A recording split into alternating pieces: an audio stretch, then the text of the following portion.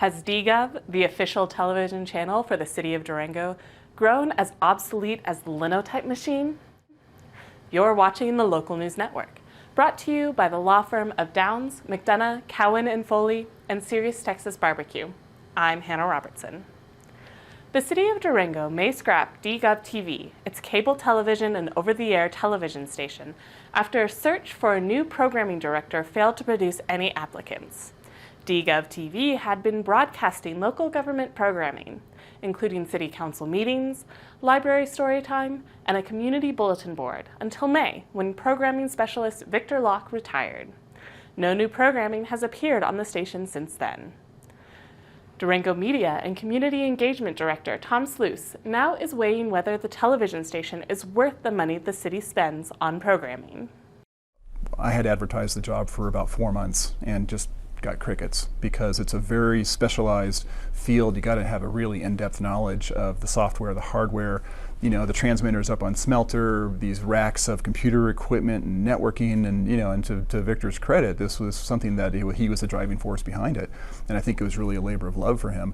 But he gave the city a great deal, and so now that we're trying to replace that institutional knowledge, it's just you're looking at $90,000 to $100,000 for people who have broadcast skills. And then you add in benefits, and you're easily into six figures, $120,000, $130,000, maybe $150,000. Sluice posted an online survey on the city's website last month asking city residents whether they knew about or watched the television channel. At the end of June, the survey had received about 150 responses, 70% of which indicated that residents either did not know about or did not watch the station. In contrast, the city's website receives about 1.5 million page views a year.